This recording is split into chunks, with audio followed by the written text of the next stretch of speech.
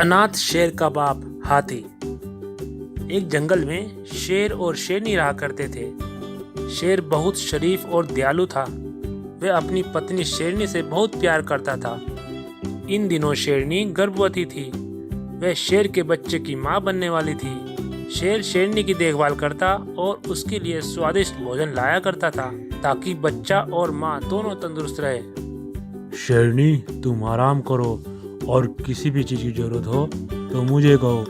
तुम्हें कहीं भी जाने की ज़रूरत नहीं है।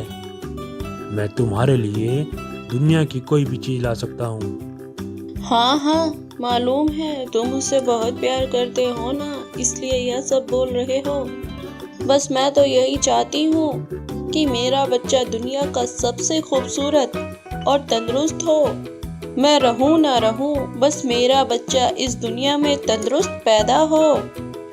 अरे शेरनी, ये क्या कह रही हो? ऐसा मत कहो।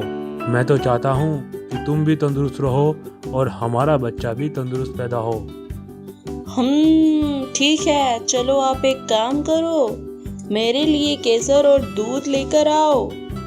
सुना है केसर को दूध के साथ पीने से बच्चा दूध जैसा गोरा खूबसूरत होता है।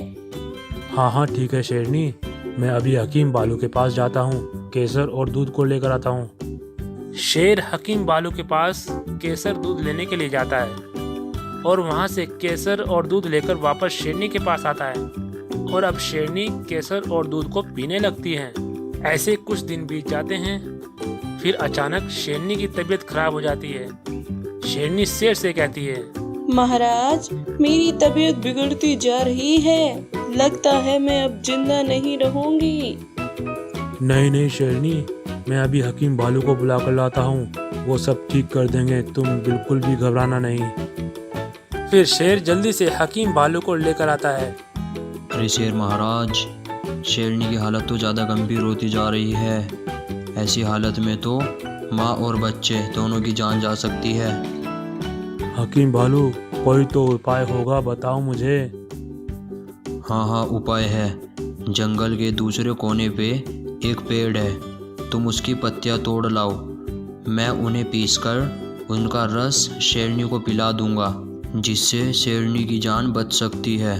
लेकिन ये काम तुम्हें जल्द से करना होगा क्योंकि समय बहुत कम है। फिर शेर बिना देरी किए उन पेड़ की पत्तियों को लेने के लिए निकल जाता है। शेर पत्तियों को तोड़कर वापस आ ही रहा होता है, लेकिन अचानक से हाथियों का झुंड वहां से दौड़ता हुआ गुजर रहा था और शेर हाथियों के झुंड के पैरों तले कुचला जाता है। लेकिन उनमें से एक हाथी की नज़र उस शेर पे पड़ जाती है और दौड़कर शेर के पास आता है। शेर बहुत बुरी तरह जख्मी हो गया था।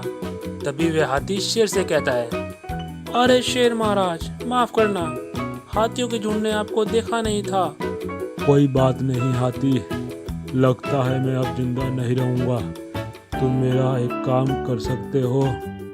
बोलो शेर महाराज, आपके लिए मैं क्या काम कर सकता हूँ? हाथी भाई, तुम इन पत्तियों को लेकर मेरे घर जाओ।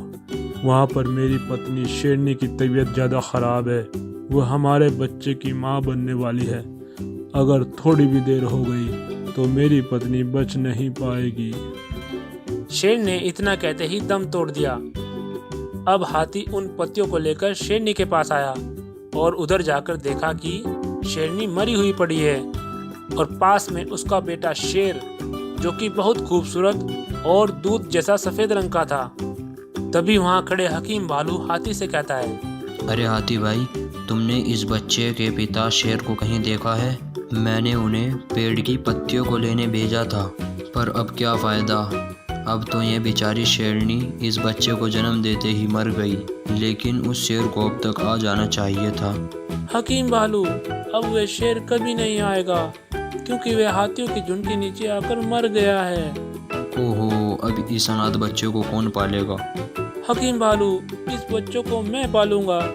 आज से मैं इस शेर के बच्चे का बाप हूँ। और अब हाथी उस शेर के बच्चे को पालने लगा और हर खतरे से उसकी रक्षा करने लगा।